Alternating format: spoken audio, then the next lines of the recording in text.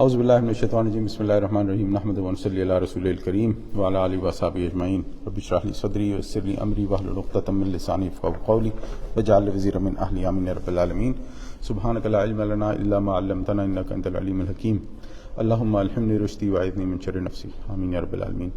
الحمدللہ ہم لوگ سورہ بقرہ کا ترجمہ، تھوڑی سی تشریح اور مسلمانوں کے حالات کے ساتھ جو موازنہ ہے بنی اسرائیل کا وہ پڑھ رہے ہیں۔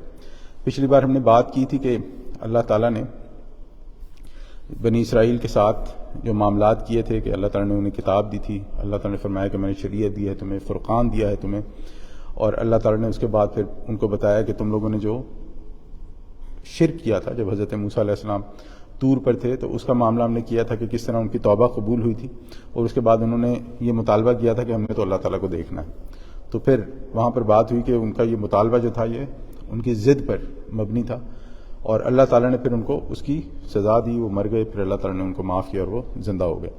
پھر اس کے بعد ان کو من و سلوہ دیا گیا، انہوں نے کہا یہ کیا من و سلوہ بہت کھا لیا، اب اس پہ گزارا نہیں ہے، آگے چلتے ہیں۔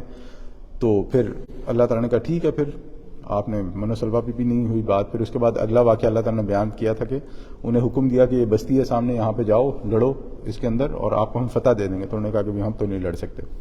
تو ہم نے بات کی تھی کہ غلام قوموں کا یہی مسئلہ ہوتا ہے کہ وہ غلامی میں اتنے رچ بس، وہ غلامی ان میں گئی ہوتی ہے، اتنی رچ بس گئی ہوتی ہے کہ وہ لوگ اس سے باہر ہی نہیں آ سکتے۔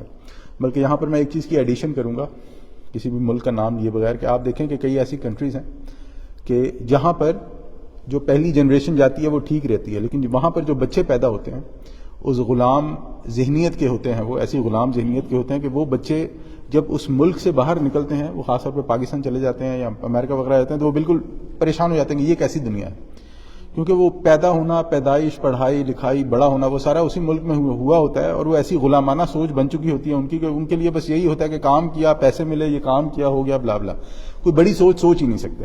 اور ان کا دین بھی جو ہے، افسوس کی بات ہے کہ ان کا دین بھی جو ہے وہ سارا عبادات پر ہی جو ہے نا وہ ٹک کر رہ جاتا ہے۔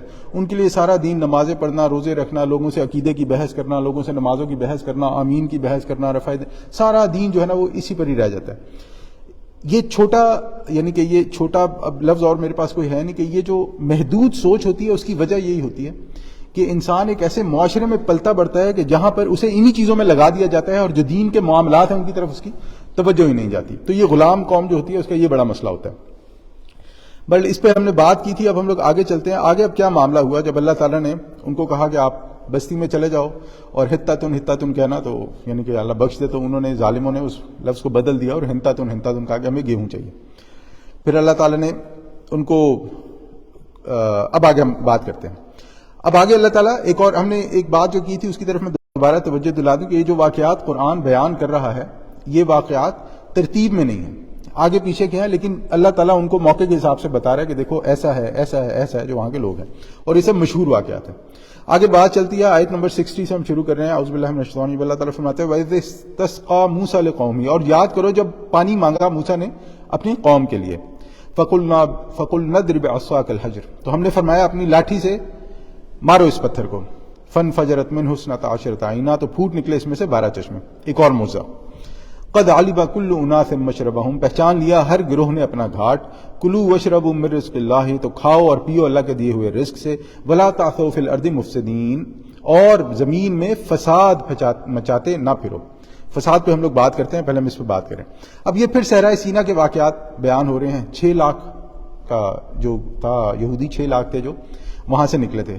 اب وہ جب اللہ تعالیٰ نے اس سے پہلے جو ہے وہ من و سلوہ والا اور وہ بادل والا واقعہ جو ہے وہ بیان کر دیا ہے، اب یہاں پہ اللہ تعالیٰ پانی کی بات کر رہا ہے کہ یہ بھی جب وہ صحرا میں بھٹک رہے تھے، صحرائے تیہا اس کا نام کہا جاتا ہے، اور صحرائے سینا پر ان میں سے جو بھی ہے، جب وہ وہاں بھٹک رہے تھے تو اب پانی کی انہیں جو ہے، آپ کو پتہ ہے صحرا میں پانی جو ہے وہ بہت بڑی نعمت ہے، پانی ویسے بھی بہت بڑی نعمت ہے، لیکن صحرا جیسی جگہ پر تو جہاں پر گرمی اور معاملہ، تو انہوں نے کہا کہ بھئی پانی، تو حضرت موسیٰ نے دعا کی، اللہ تعالیٰ نے ایک اور معجزہ دکھایا، کہا بھی یہ پتھر ہے، مارو اس پہ اپنی لاٹھی، اور اس میں سے 12 چشمے پھوٹ پڑے۔ فَانْفَجَرَتْ، فجر کہتے ہیں کسی چیز کے پھٹ جانے کو، اسی لیے جو فجر کی نماز بھی پڑھی جاتی ہے، جسے فجر بھی کہا جاتا ہے، وہ بھی یہی ہوتا ہے کہ جو رات کی تاریکی ہوتی ہے اس کو پھاڑ کر جو ہے وہ سپیدہ جو ہے وہ سحر جو ہے وہ نمودار ہوتی ہے۔ تو اللہ تعالیٰ اس کے بعد فرماتا ہے کہ قد علم کل اناس مشربہم، کہ پہچان لیا ہر ایک نے اپنا گھاٹ۔ اب یہاں پر ایک اور چیز ہے کہ جو قبائلی زندگی ہوتی ہے اور خاص طور پہ جو غلامانہ قبائلی زندگی ہوتی ہے وہاں پہ انسان کو اپنی چیز بڑی پیاری ہوتی ہے، کیونکہ ملی بڑی مشکل سے ہوتی ہے اور اس کی سوچ اتنی چھوٹی ہی ہوتی ہے، بس یہ میرا ہے، اب یہ کسی اور کے پاس جانا نہیں چاہیے۔ تو اللہ تعالیٰ نے 12 گروہ تھے، اللہ تعالیٰ نے ان کو 12 چشمے جو ہے وہ اس میں کی دیے۔ اور یہ جو 12 گروہ کیسے تھے، اس میں بھی ایسا ہے کیونکہ حضرت جو یعقوب علیہ السلام تھے ان کے 12 بیٹے تھے، تو ان کے 12 بیٹوں سے یہ بنی اسرائیل کے 12 قبیلے چلے تھے۔ تو یہاں پر اللہ تعالیٰ نے ان میں کوئی جھگڑا پیدا نہ ہو، ایک کی بجائے 12 چشمے نکال دیے۔ اس کے بعد اللہ تعالیٰ نے ان کو کہا کہ بھئی اللہ تعالیٰ نے جو آپ کو رزق دیا ہے، کلو وشربوا من رزق اللہ، کہ اللہ تعالیٰ کے رزق میں سے کھاؤ پیو، اللہ تعالیٰ کے جو تمہیں دیا ہے خوب رجو اس سے میں۔ اور اس کے بعد اللہ تعالیٰ نے کیا بات، اس کے بعد جو اللہ تعالیٰ نے بڑی خوبصورت بات بیان کی، وَلَا تَعْثَوْا فِي الْأَرْضِ مُفْسِدِينَ، اور زمین میں فساد مچاتے ہوئے نہ پھرو۔ اب دیکھیں، صحرا میں پینے کو پانی مہیا کیا، کھانے کے لیے من و سلوہ مہیا کیا، شہر سامنے تھا، فاتح کی حیثیت سے اس میں داخل ہوئے، اس کے بعد بخشش کی دعا مانگنے کو کہا کہ تم بخشش کی دعا مانگو ہم تمہیں معاف کر دیں گے، نہ شکری والا معاملہ مت کرو۔ لیکن انہوں نے کیا کیا؟ انہوں نے اللہ تعالیٰ کی نعمتوں کی ناشکری بھی کی، ناقدری بھی کی، اور اس کے مقابلے میں اللہ تعالیٰ نے انہیں عذاب دیا۔ اب یہاں پر فساد کے معاملے میں ایک چیز ہم سمجھ لیں، یہ فساد اصل میں دین کے معاملے میں فساد سے مراد کیا ہوتی ہے؟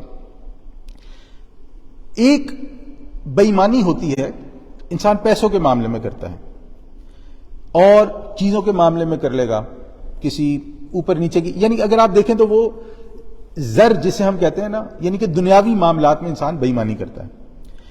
اب یہ بے ایمانی ایسی ہے کہ وہ جو کرتا ہے اس سے اس کا نقصان ہوتا ہے جس کے ساتھ بے ایمانی کی جا رہی ہے، اور جو انسان کر رہا ہے اس کا تو جو بیڑا غرق ہوتا ہے وہ بات کی بات ہے۔ ایک نقصان یہ ہوتا ہے، اب اس کو اپنے ذہن میں رکھیں، اور اب ایک انسان کے ساتھ جو فساد مچتا ہے، اب ایک انسان ہے اس کو کوئی بیماری لاحق ہو گئی یا اس کے جسم کا کوئی نقصان ہو گیا، خدا نخواستہ اس کا ہاتھ کٹ گیا، پیر کٹ گیا، یا ٹیڑھا ہو گیا کچھ، یہ بھی ایک انسان کا نقصان ہے، لیکن اس نقصان سے عموماً شر یا فساد نہیں پھیلتا۔ اب شر یا فساد تب پھیلتا ہے کہ جو اللہ تعالیٰ نے انسان کو فطرت دی ہے وہ فطرت مسخ ہو جائے، یعنی وہ فطرت پولیوٹ ہو جائے، وہ فطرت گندی ہو جائے۔ جب اللہ تعالیٰ کی دی ہوئی فطرت کی انسان نگہداشت نہیں کرتا، اللہ تعالیٰ کی دی ہوئی فطرت پر انسان کام نہیں کرتا، تب جو فساد زمین میں پیدا ہوتا ہے وہ فساد زمین کا بیڑا غرق کر کے رکھ دیتا ہے۔ اس کی بہت ساری مثالیں ہیں، اگر ہم اس کی مثال مثلا پاکستان میں ہی دیکھیں، اب آج کے جو حالات ہیں ہمارے پاکستان کے، ان کا بھرپور بیڑا غرق ہوا ہے، بھرپور، یعنی کہ ہم نے تو جب سے ہوش سنبھالا بیڑا غرق ہوتی دیکھا ہے۔ اس کی سب سے بڑی جو وجہ ہے، بہت ساری وجوہات ہیں، لیکن اس کی سب سے بڑی وجہ یہ ہے کہ وہ انسان جس کو امانت دار بنایا جاتا ہے، کسی بھی اس کا ہو، ہم اسے کسی پارٹی کی بات نہیں کریں، کہ جو انسان امانت دار بنتا ہے اپنے عہدے پر آ کر، اس کے نیچے جو امانتیں ہوتی ہیں، جو اس کی ذمہ داریاں ہوتی ہیں، ان میں وہ ایسا نہیں کہ کوتاہی کرتا ہے پوری کرنے میں۔ مسئلہ یہ ہوتا ہے کہ اس کی فطرت اس قدر گندی ہو چکی ہوتی ہے کہ وہ اپنے اس عہدے کو اس قدر گندے طریقے سے استعمال کرتا ہے کہ پورے کی پوری آگے آنے والی نسل کا بیڑا غرق ہو جاتا ہے۔ یہ ہے جس کو قرآن بار بار کہتا ہے کہ دیکھو زمین میں شر مت مچاؤ، زمین میں فساد مت مچاؤ۔ یہ تو ہو گیا اس کا معاملے کا۔ دین کے معاملے میں کیا ہوگا؟ اگر علماء دین کی فطرت جو ہے وہ گندی ہو جائے، اگر علماء دین جو ہے وہ اپنی اس فطرت پر کام نہ کریں، تو پھر دین کا فساد کیا ہوگا؟ پھر دین کا فساد یہ ہوگا کہ وہ قرآن کو بدل دیں گے، جیسے ان لوگوں نے کیا تھا۔ وہ قرآن کی آیات کو چھپانا شروع کر دیں گے، جیسے ان لوگوں نے کیا تھا۔ قرآن کی آیات کو توڑ مروڑ کر اپنے مطلب نکالنا شروع کر دیں گے، جیسے ان لوگوں نے کیا تھا۔ تو یہ ہمارے لیے سمجھنا بہت ضروری ہے کہ جو شر اور فساد جو ہے وہ ہمیشہ انسان کے اندر سے پیدا ہوتا ہے، اور اس شر اور فساد کو مچانے والے لوگ وہ ہوتے ہیں جو اوپر ذمہ داری پر ہوتے ہیں۔ اگر ان ذمہ دار لوگوں کا محاسبہ نہیں کیا جائے گا اور نیچے والے جو عوام ہیں ان پر اس معاملے میں سختی نہیں کی جائے گی، تو آپ شر و فساد کو نہیں روک سکتے۔ اب ہم چلتے ہیں آگے اللہ تعالیٰ فرماتا ہے، اب ایک اور جو ہے واقعی کی طرف اشارت اللہ تعالیٰ اشارہ کرتا ہے کہ وَإِذْ قُلْتُمْ يَا مُوسَىٰ، اور جب یاد کرو جب تم نے کہا موسیٰ سے، اے موسیٰ علیہ السلام، لن نصبر علی طعام واحد، کہ ہم سے تو نہیں صبر ہوتا ایک کھانے پر جو آپ نے دیا ہے، فَفَدْعُ لَنَا رَبَّكَ، تو اپنے رب سے دعا کرو، ہمارے لیے دعا کرو۔ دعا کیا کرو؟ یخرج لنا مما تنبت الارض، نکالے ہمارے لیے زمین میں سے جو یہ اگاتی ہے۔ من بقلها وکثائها وفومها وعدسها وبصلها، ساگ اور ککڑی، کھیرا، گیہوں، مسور اور پیاز میں سے۔ اب جب انہوں نے یہ بات کی تو حضرت موسیٰ بڑے حیران ہوئے۔ حضرت موسیٰ نے کہا قال اتستبدلون الذی هو ادنی بالذی هو خیر، کہ بھئی تم جو اللہ تعالیٰ نے تمہیں من و سلوہ دیا ہے، اتنی اللہ تعالیٰ نے تمہارے اوپر نعمت اتاری ہے، تم اس کو بدلنا چاہتے ہو ان چھوٹی چیزوں کے ساتھ؟ اب کرنا ہی ہے تم نے، جب تم لوگ اڑ گئے ہو، بات تمہیں سمجھ نہیں آتی ہے، اہبطوا مصرا، تو پھر شہر میں کسی شہر میں آباد ہو جاؤ، فإن لکم ما سألتم، تو پھر تمہارے لیے وہ ہوگا جو تم نے مانگا، وضربت علیہم الذلۃ والمسکنہ، اور مسلط کر دی گئی ان پر ذلت اور محتاجی۔ اب یہاں پر آپ نے یہ چیز ذہن میں رکھنی ہے، میں آگے اس پہ بات کروں گا کہ اللہ تعالیٰ نے جو انہیں دیا، انہوں نے کہا ہمیں یہ بہتر، ہمیں نہیں اچھا لگتا، ہمیں اس کے بدلے یہ چاہیے۔ اللہ تعالیٰ نے ان کو کہا ٹھیک ہے تمہیں یہ نہیں چاہیے، یہ چاہیے، لے لو۔ اور پھر اس کے بعد اللہ تعالیٰ نے کہا کہ یہ جو تم کر رہے ہو، جو تم نے اس کے بدلے مانگا ہے، اب اس کی رزلٹ میں یہ ہو رہا ہے کہ تم پر مسکنت اور ذلت آئے گی۔ وَبَاءُوا بِغَضَبٍ مِّنَ اللَّهِ، اور وہ لوٹے ایک غضب کے ساتھ اللہ تعالیٰ کی طرف سے۔ ذَلِكَ بِأَنَّهُمْ كَانُوا يَكْفُرُونَ بِآيَاتِ اللَّهِ، یہ اس لیے کہ وہ اللہ تعالیٰ کی آیت کا انکار کرتے تھے۔ اور کیا کرتے تھے؟ وَيَقْتُلُونَ النَّبِيِّينَ بِغَيْرِ الْحَقِّ، اور قتل کرتے تھے انبیاء کو ناحق۔ ذَلِكَ، یہ اس لیے بِمَا عَصَوْا وَكَانُوا يَعْتَدُونَ، کہ وہ نافرمانیاں کرتے تھے اور حد سے بڑھ جایا کرتے تھے۔ یہ نشانی ہوتی ہے ایک احسان فراموش انسان کی، احسان فراموش قوم کی۔ اللہ تعالیٰ نے مسلمانوں کو قرآن دیا، اللہ تعالیٰ نے مسلمانوں کو اقتدار دیا، اللہ تعالیٰ نے مسلمانوں کو طریقے بتائے، انبیاء نبی صلی اللہ علیہ وسلم نے جو ہے دنیا میں رہنے کا آپ کو ہر قسم کی گائیڈ لائن دی۔ اگر آپ دیکھیں 1924 میں مسلمانوں کی جو ایک گلوبل حکومت ختم ہوئی، اس کی وجہ کیا تھی؟ اس کی وجوہات بہت ساری ہوں گی، لیکن اس میں سے ایک بہت بڑی وجہ یہ تھی کہ وہ لوگ جن کو ذمہ داریاں دی گئی تھیں وہ اپنی عیش و عشرت میں پڑ گئے، انہوں نے اپنے لیے ہی سارے استعمال کرنے شروع کر دیے۔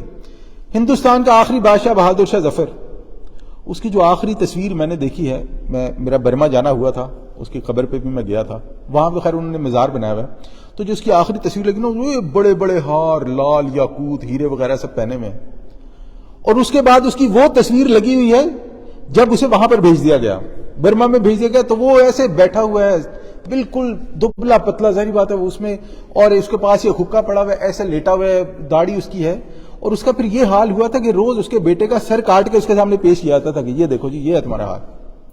اب یہ کیوں؟ کیونکہ آپ نے اپنے لیے حرم بنا لیے، آپ نے اپنے لیے لونڈیاں رکھ لی، آپ نے اپنے لیے شادیاں کرنی، آپ نے اپنے لیے سارے کام کر، آپ نے کیا کیا؟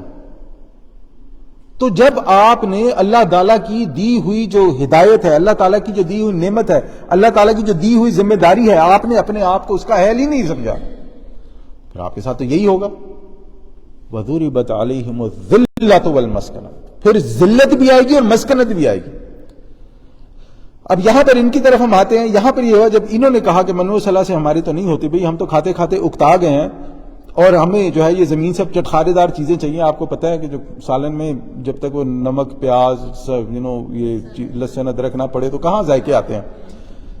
تو انہوں نے کہا ٹھیک ہے بھئی کر لو، اور پھر اس کے بعد ان پر ذلت اور مسکنت ڈال دی گئی۔ اب یہاں پر ایک اور چیز سوچنے والی ہے، اللہ تعالیٰ نے ان کو نکالا فرعون کی غلامی سے، اس کے بعد وہ لوگ 40 سال گھومتے رہے، ان کی ایک نسل مر گئی، ایک نسل جوان بھی ہوئی، اللہ تعالیٰ نے انہوں نے فاتح بھی قرار دیا، ان کے پاس کتاب بھی تھی، ان کے پاس فرقان بھی تھا، کتاب کی فرقان کا بھی۔ انہوں نے اس کے ساتھ کیا کیا؟ انہوں نے اس کے ساتھ کچھ نہیں کیا۔ جب انہوں نے اس کے ساتھ کچھ نہیں کیا تو وہ ضربت علیہم الذلۃ والمسکنہ، تب ان پر ذلت اور مسکنت ڈال دی گئی۔ اب یہی چیز اگر ہم ان کی بات ہم کرتے ہیں نا، اگر ہم ان سے یہ بدل دیں کہ مسلمانوں سے اللہ تعالیٰ خطاب کر رہا ہے کہ میں نے تمہیں پاکستان دیا، میں نے تمہیں چھٹکارا دیا، تم لوگوں کو نعمتیں دی، پاکستان میں کسی چیز کی کمی نہیں ہے، منرلز کی جو اللہ تعالیٰ نے ہمیں، یہ سب اللہ تعالیٰ کی نعمتیں ہیں جو ہم پر آئیں۔ اس کے علاوہ اللہ تعالیٰ نے ہمارے معاشرے میں بڑے بڑے علماء دین بھی پیدا کیے، انڈیا پاکستان میں اس وقت بڑے بڑے علماء دین بھی پیدا کیے۔ ہم لوگوں نے کیا کیا؟ بالکل وہی جو ان لوگوں نے کیا تھا۔ جیسے ان لوگوں نے اپنی کتاب کو رکھ دیا سائیڈ پہ، ہم نے بھی اپنے قرآن کو اٹھا کے رکھ دیا سائیڈ۔ انہوں نے کہا یہ قرآن بڑی اچھی چیز ہے، اس کو پڑھو، ایک لفظ سے 10 نیکیاں لو، اور زندگی ویسے گزارو جیسے تم لوگ 1947 تک انگریزوں کی غلامی میں گزار رہے تھے۔ اور آج آپ دیکھ لیں، ہمارے نظام میں عربی آج بھی آپشنل لینگویج ہے، جبکہ مسٹ ہونی چاہیے، ہم لوگ مسلمان ہیں. ہمارا نظام آج بھی انہی کے بنائے ہوئے اصولوں پر چلتا ہے. ہمارا جسٹس سسٹم آج بھی اسلام کے تحت نہیں ہے. بلکہ ایک تو وہاں پہ بڑی بحث شروع ہو گئی تھی، مجھے یاد ہے کچھ سال پہلے جب میں وہاں پر تھا، کہ جو حافظ قرآن ہے کیا وہ جج بن بھی سکتا ہے کہ نہیں؟ کیوں؟ کیونکہ وہ کہتے ہیں کہ جو حافظ قرآن ہوگا وہ جو ہے نا اندر سے بڑا ریجڈ ہوگا. جو حافظ قرآن ہوگا نا وہ بڑا سخت مزاج ہوگا، تو وہ فیصلے جو ہے نا بڑے سخت دے گا. یہ دیکھیں، یہ ہے مسلمانوں کا حال، کہ جو دین جانتا ہے اس کو ہم عہدہ نہیں دے سکتے، کیونکہ وہ جو ہے نا وہ دین کے مطابق فیصلے کرے گا، اور دین کے فیصلے بڑے سخت ہیں. تو یہاں پر پھر اللہ تعالیٰ نے یہ جو ان کو بات کی ہے، اس سے ہمیں بھولنا نہیں چاہیے کہ بات شروع کہاں سے ہوئی تھی. یا بنی اسرائیل اذکروا نعمتی التی انعمت علیکم وانی فضلتکم علی العالمین، کہ میں نے تمہیں تمام جہان والوں پر فضیلت بخشی دی. جن کو فضیلت بخشی گئی ہو، اللہ تعالیٰ نے جن کو فضیلت دی گئی ہو، ان پر ذمہ داری زیادہ عائد ہوتی ہے. آپ لوگوں کی نسبت اگر میں یہاں بیٹھا ہوں تو میرے اوپر آپ لوگوں سے زیادہ ذمہ داری ہے. اگر آپ غلطی کرتے ہیں تو ہو سکتا ہے آپ کو 1% گناہ کرے، اگر میں غلطی کرتا ہوں تو میرے پیچھے جتنے لوگ ہیں ان سب کا گناہ بھی میرے سر پہ پڑے گا. یہ ذمہ داری اتنی بڑی چیز ہوتی ہے. اور اگر جب اس ذمہ داری سے آنکھیں بند کر لی جائیں، اللہ تعالیٰ نے جس مقصد کے لیے آپ کو بنایا آپ اس سے آنکھیں بند کر لیں، اللہ تعالیٰ نے جو ذمہ داریاں آپ کو دی ہیں آپ اس ذمہ داریوں کو اگر پیچھے کر دیں، وَبَاءُوا بِغَضَبٍ مِّنَ اللَّهِ، تو پھر جس طرح وہ اللہ کے غضب میں گر گئے، آپ بھی اللہ کے غضب میں گریں گے. یہ اللہ تعالیٰ کی سنت ہے نا، ہو ہی نہیں سکتا کہ آپ اللہ تعالیٰ کی دی ہوئی نعمتوں کو، اللہ تعالیٰ کی دی ہوئی ہدایت کو سائڈ پر رکھ دیں اور آپ کو کچھ نہ ہو.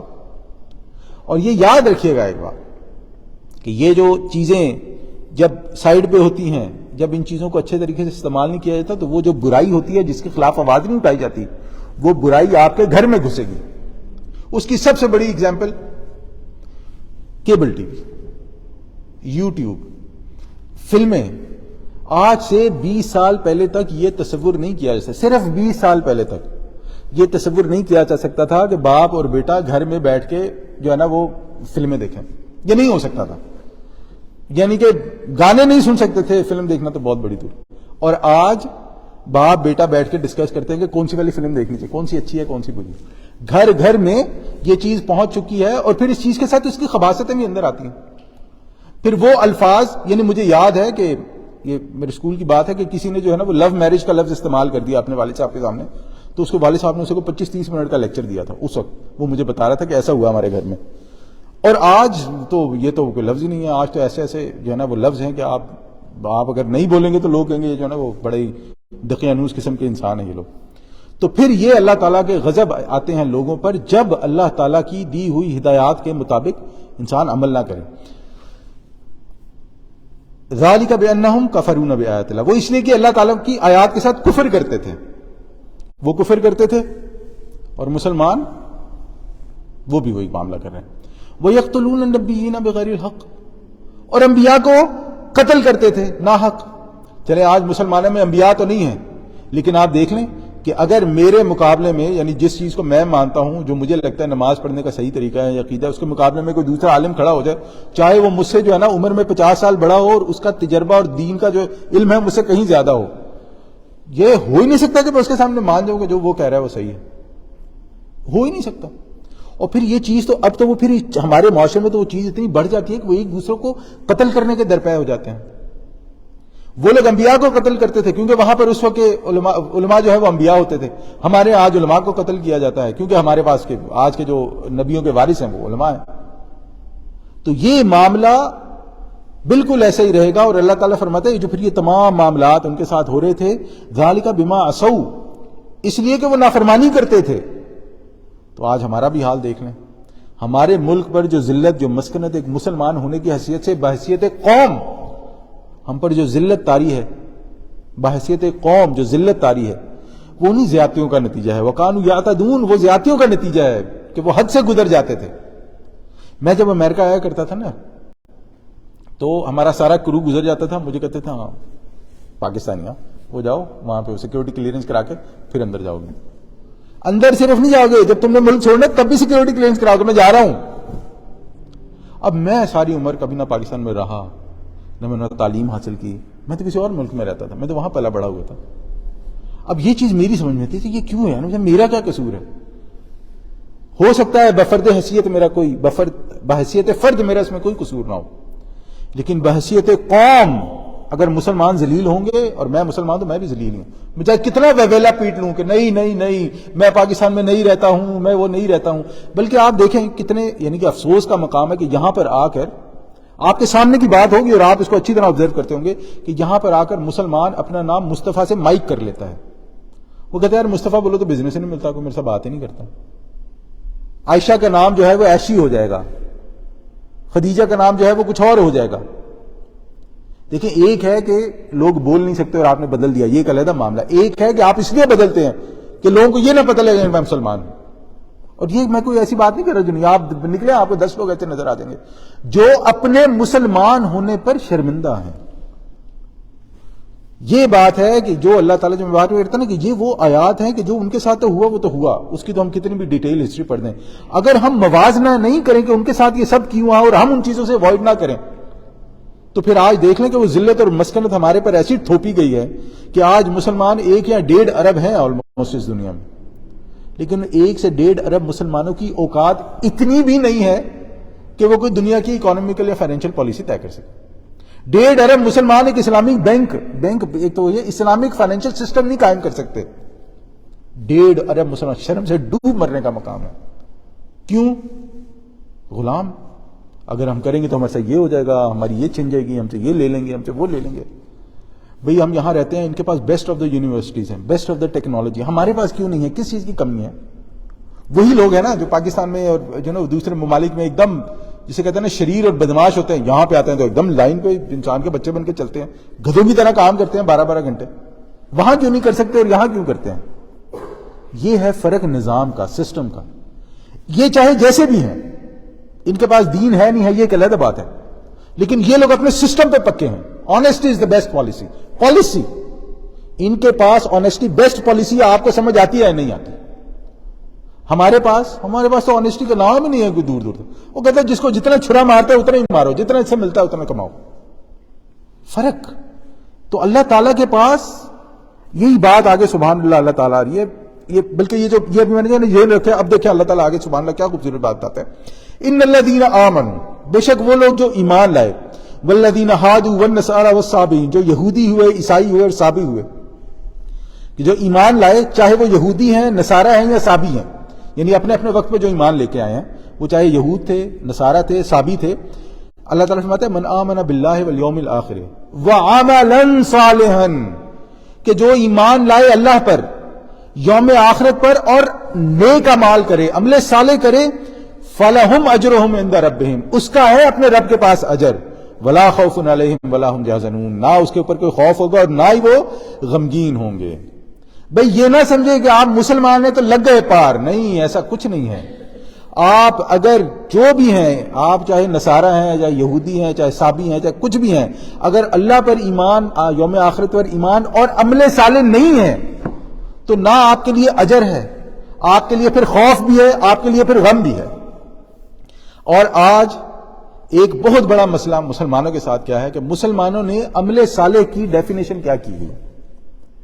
اگر آج ہم جنرل اپنے آپ سے بھی سوال کریں، کسی سے پوچھیں عمل صالح کیا چیز ہے، تو کوئی کہے نماز پڑھو، کوئی کہے زکوٰۃ دو، حج کرو، یعنی آپ کو عبادات گنوانا شروع کر دیں گے کہ عبادات جو ہیں وہ عمل صالح.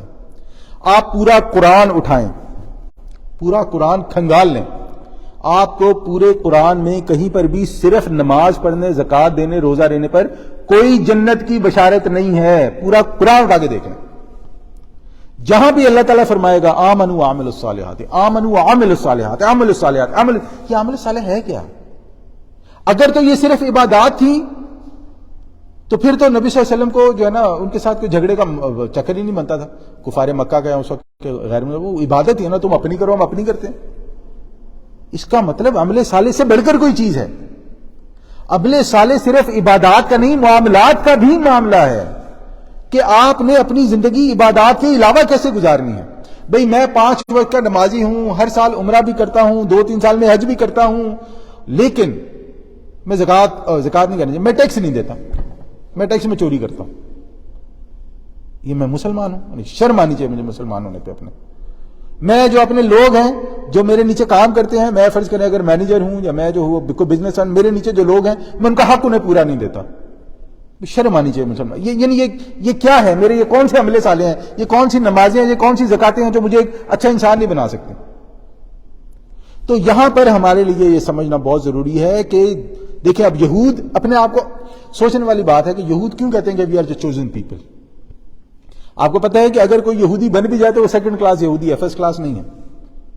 اس کی وجہ یہ ہے وہ کہتے ہیں کہ we are the chosen people, ہم انبیاء کی اولاد میں سے ہیں، ہماری رگوں میں انبیاء کا خون دوڑ رہا ہے، تم ہمارے برابر نہیں ہو سکتے. لے جی اس کو بدل لے، ہمارے پاس میں سید ہوں، میری تو ہوئی ہے، میں فلانے پیر کا ماننے والا ہوں، میری تو فلانی سفارش کر دے گا. اللہ تعالیٰ نے اس خیال کی بالکل نفی فرما دی کہ تم کسی بھی گروہ سے ہو، تمہیں کسی گروہ میں ہونا اللہ تعالیٰ کی طرف سے نجات کا باعث نہیں بن سکتا. تمہارے لیے کسی بھی گروہ میں ہونا تمہارے اعمال اور عقائد کے لحاظ سے ہی اللہ تعالیٰ تمہیں نجات دے گا، اور اگر ایسا نہیں ہوا تو پھر جہنم تمہارے لیے ہے، غم بھی ہوگا اور خوف بھی ہوگا. اچھا یہ غم اور خوف کیا ہوتا ہے؟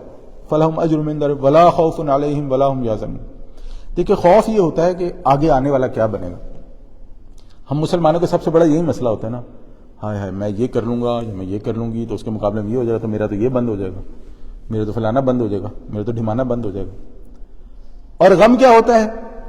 غم یہ ہوتا ہے کہ اوہو وہ جو پیچھا ہو گیا، کاش میں نے ایسا نہ کیا ہوتا، کاش میں نے ایسا بھی نہ کیا ہوتا، کاش میرے ساتھ ایسا نہ ہو، میں یہ نہ کرتا یا کرتی تو میرے ساتھ ایسا نہ ہوتا. اب یہ خوف اور غم ان لوگوں کے لیے ہوتا ہے زیادہ جن کا اللہ تعالیٰ پر توکل نہیں ہے. اور اللہ تعالیٰ پر توکل اس انسان کا ہو ہی نہیں سکتا جو اپنے رب کے بارے میں سیکھتا نہیں ہے.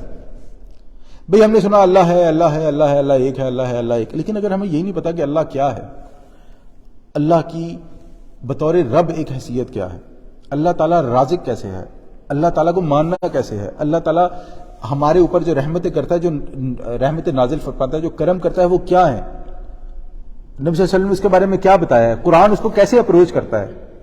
یہ بالکل ایسے ہی ہے کہ ایک شخص مرسڈیز یا بی ایم ڈبلیو یا جو بھی مہنگی سے مہنگی گاڑی ہے وہ خرید لے لیکن اسے چلانا نہ سیکھے. اب آپ اتنی مہنگی گاڑی خرید کے اگر اس کو چلانا ہی نہیں سیکھتے تو وہ گاڑی آپ کی کس کام کی؟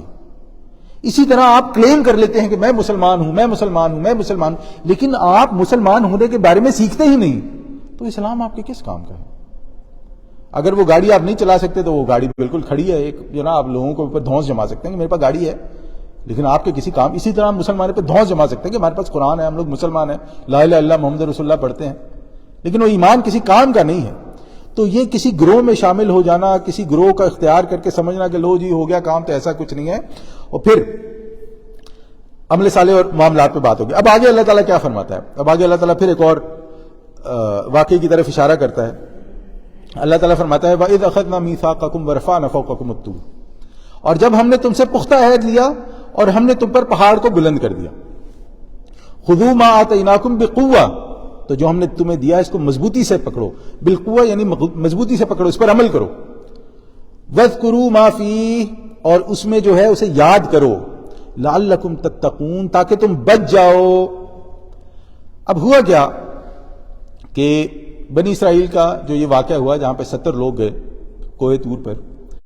اب اللہ تعالیٰ نے ان کو معجزہ دکھایا، انہوں نے کہا ہم نے دیکھنا ہے، تو جو ہے آدھوں کو مار دیا، آدھوں کو زندہ رکھا. انہوں نے دیکھا، ان کو وہ بھی دی گئی، وہاں پر تورات بھی اللہ تعالیٰ نے ان کو دی. اب جب وہ لوگ نیچے آئے آگے پھر لوٹے ہو گئے، آگے انہوں نے بگاڑے، وہ تو ٹھیک ہے لیکن ہم یہ نہیں کر سکتے، ہم سے تو صرف اتنا ہوگا، ہم سے یہ والی بات جو ہے ایسے نہیں ہوگی، ہم سے یہ والی بات ایسے نہیں ہوگی. اب جب یہ والا معاملہ ہوا تو جو حدیث کے احکامات ہے کہ جب انہیں احکامات پڑھ کر سنائے گئے اور انہوں نے کہا کہ نہیں یہ جو ہے نا یہ بھائی موسیٰ علیہ السلام کیسی باتیں کرتے ہو، یہ کوئی اتنا مشکل معاملہ ہے، یہ کیسے ہوگا؟ تو اللہ تعالیٰ نے وہ جو وہاں پر وہ تھے، اللہ تعالیٰ نے پہاڑ کو اٹھایا اور ان کے سر پہ جو ہے نا وہ لا کر مانو نہیں تو ابھی گراتا ہوں میں پہاڑ. تو پھر وہ فوراً گرے سجدے میں، اللہ تعالیٰ نے سے معافی مانگی. اور جب وہ سجدے میں گرے تو ایک روایت میں ایسا تھا کہ انہیں ایسے ایسے کر کے اوپر دیکھ رہے کہ پہاڑ گرنے تو نہیں لگا، پہاڑ گرنے تو نہیں لگا. تو اسی میں وہ بیان کرتے ہیں کہ آج بھی ان کا سجدہ جو ہے نا وہ کچھ اسی قسم کا ہی ہے کہ وہ جب سجدہ کرتے ہیں تو ایک طرف سے اوپر دیکھتے ہیں، اللہ عالم اس کے بارے میں کیا. ایک یہ بھی کہا جاتا ہے اور کچھ لوگ اس کی تعویل بھی پیش کرتے ہیں، لیکن بہرحال بات یہ ہے کہ اللہ تعالیٰ بنی اسرائیل کو جیسے معجزات دکھاتا تھا، مردہ لوگوں کو بھی ان کے سامنے زندہ کر دیتا تھا، ان کے لیے اگر اللہ تعالیٰ نے پہاڑ اٹھا کے ان کے اوپر مسلط کر دیا تو کوئی بڑی بات نہیں تھی. اللہ تعالیٰ اس پر قادر ہے، ان کے لیے کر سکتا ہے. تو یہاں پر یہ بات ایسی ہوئی. اب یہاں پر ایک بات اور سمجھ میں آنے والی ہے کہ بھئی اللہ تعالیٰ نے زبردستی کیوں کی، یا ہم کسی کے ساتھ زبردستی کیوں کرے؟ کوئی مانے نہیں مانے بھاڑ میں جائے، ہمیں اس سے کیا لینا ہے. دیکھیں ایسا معاملہ تب تو ہو سکتا ہے جب ایک شخص ایمان نہ لے کر آیا ہو، لیکن جب ایک شخص اللہ تعالیٰ کے اوپر ایمان لے آتا ہے، کسی بھی دین پر ایمان لے آتا ہے، تو اب اس کو زبردستی اس کو نافرمانی پر سزا دی جا سکتی ہے. زبردستی آپ کسی کے ساتھ نہیں کر سکتے، لیکن نافرمانی پر اس کو سزا دی جا سکتی ہے. اور پھر میں کہوں گا یہاں پر آ کر پھر ہم لوگ دیکھیں جو ہمارا مسلمانوں کا معاملہ ہے کہ ہم نے بھی خاص طور پہ پاکستان کے معاملے میں کہ ہم نے بھی اللہ تعالیٰ سے کہا یا اللہ ایک ٹکڑا مل جائے تو ہم وہاں پر جو ہے نا صحیح مسلمان بن کے دکھائیں گے. پاکستان کا مطلب کیا؟ لا الہ الا اللہ محمد رسول اللہ. اب تو پتہ نہیں، اللہ عالم پتہ نہیں پاکستان کا مطلب جو ہے وہ کیا بنا دیا گیا ہے. لیکن آج بھی آپ دیکھیں تو اب تو خیر اس کانسیپٹ کے بیچ میں سے ختم کرتے جا رہے ہیں، لا الہ الا اللہ محمد رسول اللہ والا تو کانسیپٹ کے بیچ میں سے ختم کرتے جا رہے ہیں.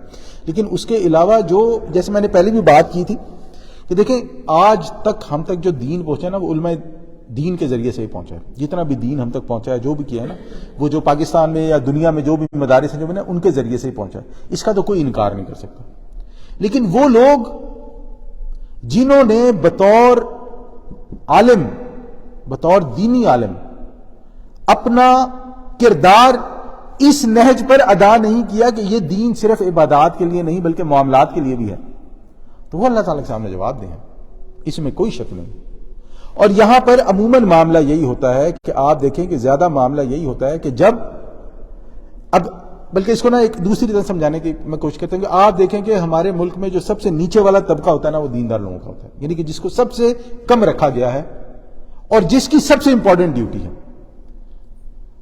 آپ کو دین بلکہ یہ کہنا چاہیے ایمان اور کفر میں جو فرق کر کے بتانے والا ہے وہ عالم دین ہوگا. وہ ایک عام بندے کو تو پتہ بھی نہیں ہوگا کفر میں اور ایمان میں کیا ہوگا، اسے یہی نہیں پتا ہوگا کہ ایمان کیا ہے تو فرق اس نے کہاں سے کرنا ہے. جو بھی دین کے معاملات ہوتے ہیں، حلال کے، حرام کے، صحیح کے، غلط کے، سب جو ہے نا وہ اس دیندار انسان سے پوچھنے پڑتے ہیں. لیکن معاملہ یہ ہوتا ہے کہ اس طبقے کو سب سے نیچے رکھا جاتا ہے اور سارے اس کے اوپر چڑھ کے جو ہے نا اس کے کندھے کے اوپر چڑھ کے وہ حکمرانی کرتے ہیں. اس کی جو بہت ساری اس سے جو ہے رزلٹ نکلتے ہیں، اس کا جو سب سے بڑا رزلٹ نکلتا ہے، جو سب سے خطرناک رزلٹ نکلتا ہے وہ یہ نکلتا ہے کہ آج کے دور میں کوئی مسلمان اپنے بچے کو عالم دین نہیں بنانا چاہتا. جیسے ہم نے پہلی بات وہ بھوکا مرے گا، یہ کہاں سے کھائے گا، یہ کہاں سے یہ کرے گا، یہ گھر نہیں لے سکے گا، یہ گاڑی نہیں لے سکے گا، یہ نہیں کر سکے گا، یہ وہ نہیں کر سکے گا.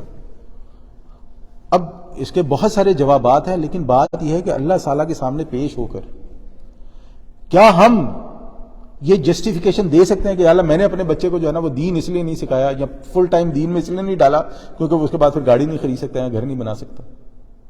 اور یہ جو میں بات کر رہا ہوں یہ کہ ہوائی بات نہیں ہے. ہم کہیں بھی دیکھ لیں، آس پاس کے کسی بھی اس میں دیکھ لیں، آپ کسی بھی پوچھیں کہ بچے کے دین کا کیا، وہ کہیں گے بچے نے قرآن پڑھا ہوا ہے، 2 بار پڑھا ہے، 3 بار پڑھا ہے. اچھا اور دین کے باقی معاملہ نہیں، وہ باقی تو پھر ایسے ہی ہے نا، باقی کا کوئی مسئلہ نہیں. حلال حرام کا کوئی مسئلہ نہیں ہے، کہاں سے حلال سے کما رہے ہیں، حرام سے کما رہے ہیں، کوئی مسئلہ نہیں ہے.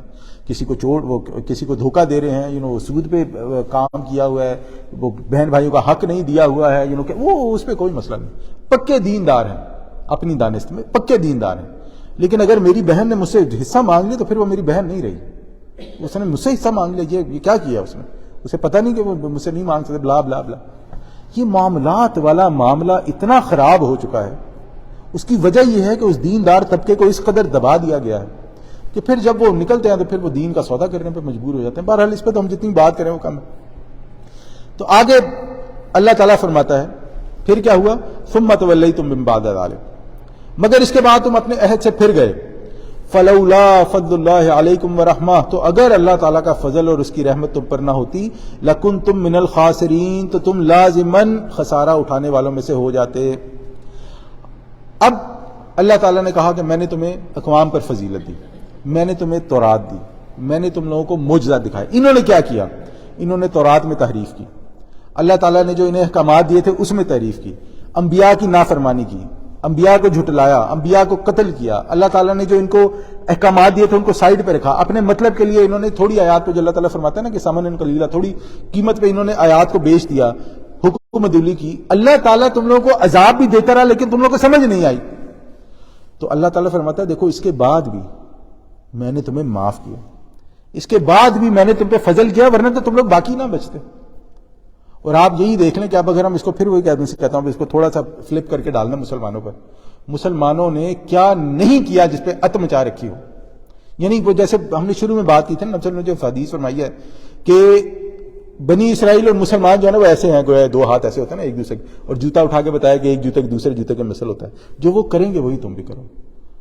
اگر وہ کسی گو کے بل میں گھسیں گے تو تم بھی گھسو گے، اور اگر ان میں سے کوئی ایسا پیدا ہوا ہوگا بدبخت جس نے اپنی ماں کے ساتھ برائی کی ہوگی، تم میں بھی کوئی بدبخت پیدا ہوگا جو یہ کرے گا۔ تو یہ معاملات تو گویا ایسے ہیں کہ اگر ہم آج کے اس میں دیکھیں تو ایسا لگتا ہے یہ قرآن ان کے بارے میں نہیں ہمارے بارے میں بات کر رہا ہے کہ بھئی تم پر اللہ تعالیٰ نے کیا کیا نعمتیں نہیں اتاری، لیکن تم لوگ پھر بھی نہیں باز کرتے ہو۔ اللہ تعالیٰ پھر بھی تمہیں معاف کرتا ہے، اللہ تعالیٰ تمہیں بار بار مہلت دیتا ہے۔ انسان کی زندگی تک یہ مہلت ہے نا، ایک بار مر گیا تو پھر کون سی مہلت؟ اگر تم اس وقت بھی نہیں سمجھتے تو پھر تم لوگ تباہ و برباد ہو جاؤ گے۔ پھر اللہ تعالیٰ یاد دلانے کے لیے ایک واقعے کی طرف اشارہ کرتا ہے۔ اللہ تعالیٰ فرماتا ہے وَقَدْ عَلِمْتُمُ الَّذِينَ اعْتَدَوْا مِنْكُمْ فِي السَّبْتِ، اور بلا شبہ تم جان چکے ہو تم میں سے جو لوگ ہفتے کے دن میں حد سے گزر گئے تھے۔ فَقُلْنَا لَهُمْ قِرَدَةً خَاسِئِينَ، تو ہم نے انہیں کہا کہ تم ذلیل ہونے والے بندر بن جاؤ۔ اس واقعے کی تفصیل سورہ اعراف میں آئے گی۔ ہفتے کا دن سب عربی میں ہفتے کو کہتے ہیں۔ اب ہوا یہ تھا، یہ بڑی سمجھنے کی بات ہے ہمارے لیے، خاص طور پہ ہمارے لیے۔ اب ہوا یہ کہ ایلا ایک بستی ہوا کرتی تھی، یہ نام آتا ہے، وہاں پر ایک قوم آباد تھی، ظاہر بات ہے انہی کی تھی، وہ تھے بنی اسرائیل میں سے تھے۔ اب اللہ تعالیٰ نے بنی اسرائیل یا یہودیوں کے لیے ہفتے والے دن کام کرنے کو منع کیا۔ ہفتے والے دن یہ کام نہیں کر سکتے، حتیٰ کہ کھانا بھی نہیں پکا سکتے، حتیٰ کہ اپنے نوکروں سے بھی نہیں کروا سکتے۔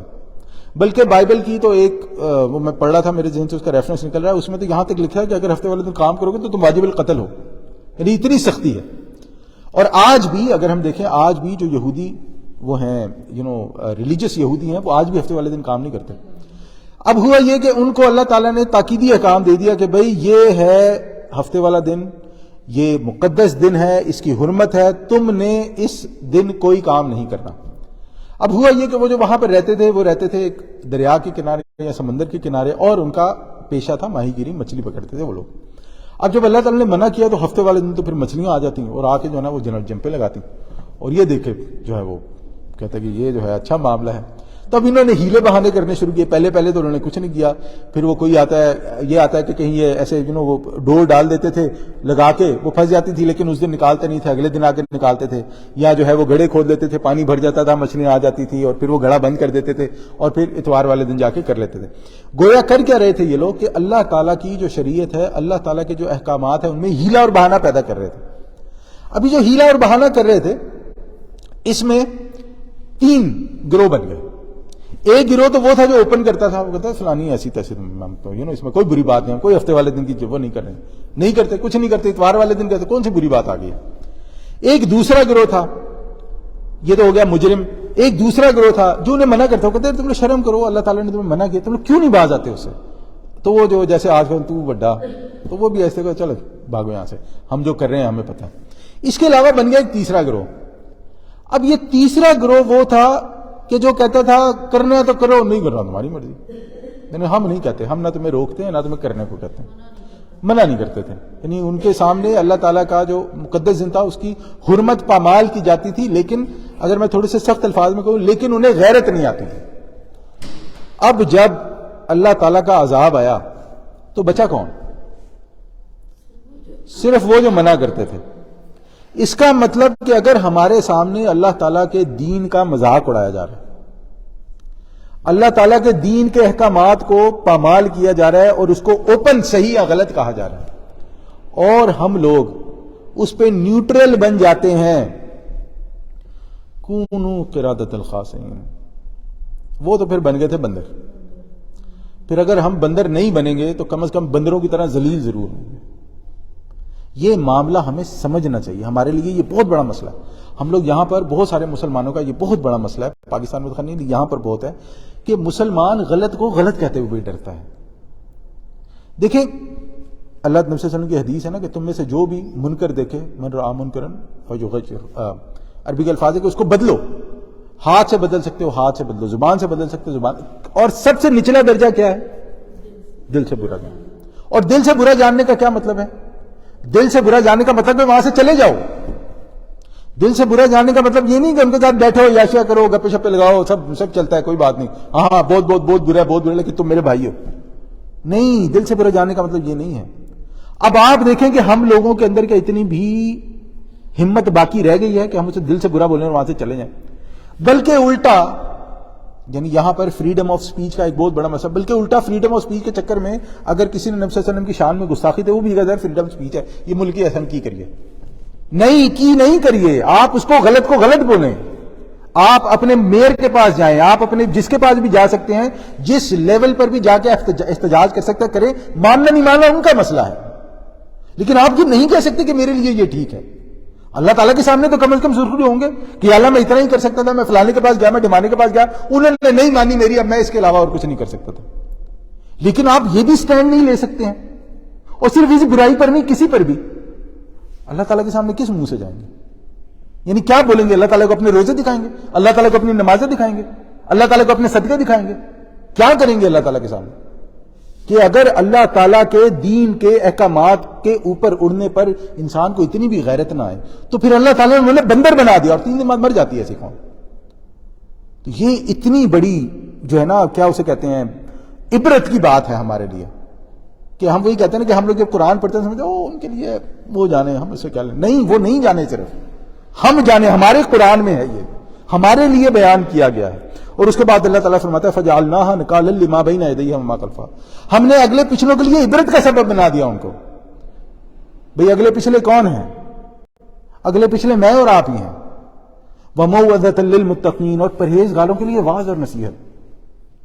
سبحان اللہ کہ جو اللہ تعالیٰ کا تقوی اختیار کرنے والے ہیں، جو امت محمدی پر چلنے والے ہیں، اگر وہ ان چیزوں کو دیکھ کر آنکھیں بند کر لیں گے، یار یہ تو ان کے لیے تھی، اب ہم کیا کریں، مجبور ہیں، نہیں، اگر آپ ایسا کہیں گے تو پھر جو عذاب ان پر آیا ہے وہ تو ایک بڑے عذاب تھے، اور پھر آج جو چھوٹے چھوٹے عذاب ہم پر آتے ہیں وہ دیکھ لیں۔